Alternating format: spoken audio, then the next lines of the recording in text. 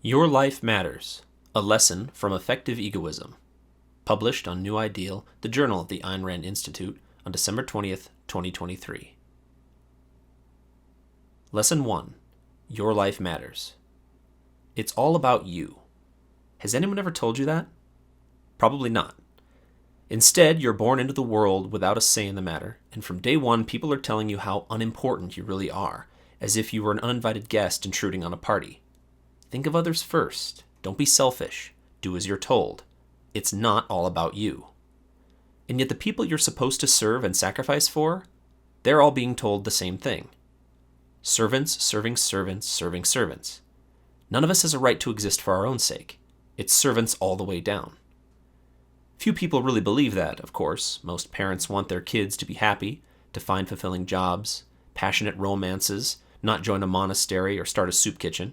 I've yet to meet a parent who thinks of other people's children first.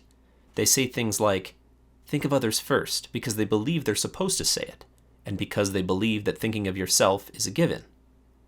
Telling people to value their own happiness is supposed to be as pointless as telling them to breathe. They do that automatically. The real challenge in life is learning to rein in their innate selfishness for the sake of others. Really? As a parent, coach, mentor, and longtime human being, nothing is more obvious to me than that people do not automatically value their own lives and happiness, and that even when they do, knowing how to make the most of their lives and actually achieve their happiness is the most daunting challenge a person will ever face. As I write this, headlines are announcing that drug overdose deaths have reached a record high. Were the addicts hooked on fentanyl treating their lives as if they mattered? What about the people who stay in abusive relationships? The people who smoke too much, drink too much, and exercise too little? The people who join cults and crusades demanding selfless obedience to the leaders or the cause? What about the millions of people sitting in their therapist's office wrestling with feelings of shame, self-doubt, and self-contempt? Is the problem they value themselves too highly? Even when people do seek the best for their lives, it's not as though it's obvious what to do. Most of the people I know well are active, ambitious, and reasonably self-confident. Yet they too struggle. How do I find a career that I love? What do I do when my parents' values don't align with mine? How can I restore my self-respect after I've taken an action unworthy of me? How should I move forward when what I want and what I think I should want clash? Sacrifice is easy. You just give up what you want.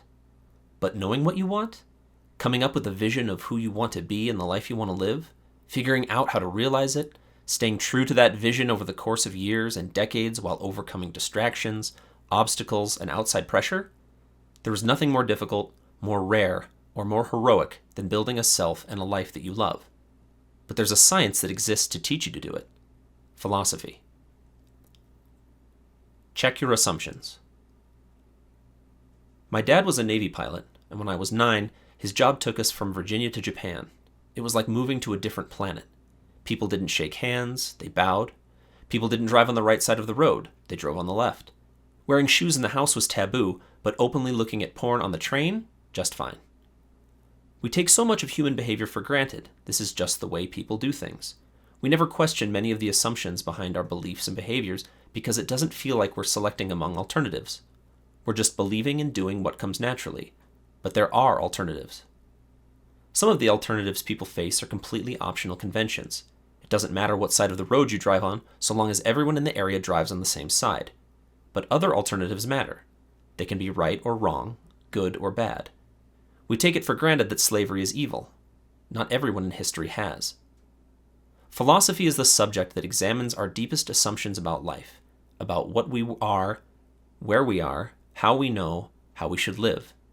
In fact, philosophy got its start precisely when different cultures started interacting on a mass scale. The ancient Greeks never questioned that they worshipped the right gods, or that their conceptions of the good, the just, and the noble were correct. But they kept running into cultures that didn't share their outlook, cultures that worshiped different gods. They had different conceptions of virtue, that organized society in wildly different ways. Suddenly, the Greeks faced a real question. How do we know we're right? If you've studied any philosophy, you've probably read some of Plato's Socratic dialogues. In those dialogues, Socrates goes around Athens asking one very basic question. Do you know what the hell you're talking about? He happens upon Athenians debating whether this or that thing is just, and he says, Hold on, what is justice?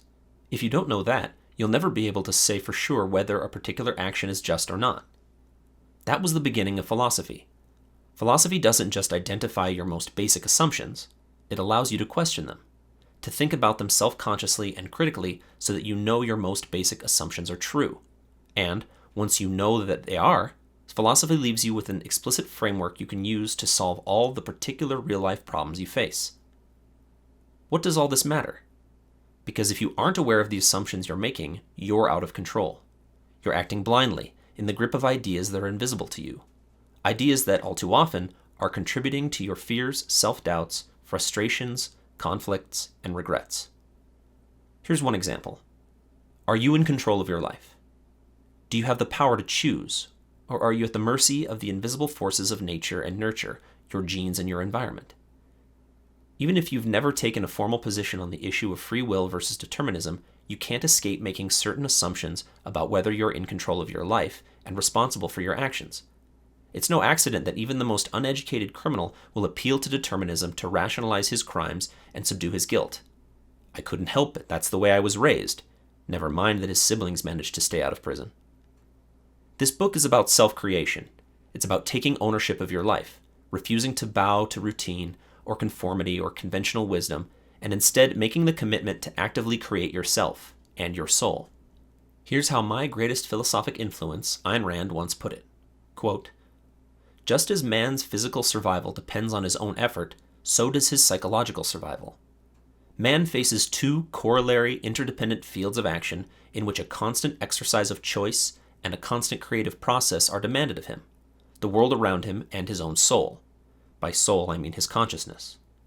Just as he has to produce the material values he needs to sustain his life, so he has to acquire the values of character that enable him to sustain it and make his life worth living. He is born without the knowledge of either. He has to discover both and translate them into reality, and survive by shaping the world and himself in the image of his values." End quote. My deepest conviction is that each of us is a being of self-made soul, and the only way to make your soul consciously and deliberately is through philosophic inquiry. It's philosophy that puts you in the driver's seat of your life. If you ignore philosophic issues, you will still be in the grip of philosophic ideas, but you'll take over those ideas blindly and accidentally from the people around you. You will be the product of your environment. To be self-made, to design your life on your own terms, you have to examine your deepest assumptions and be willing to change them.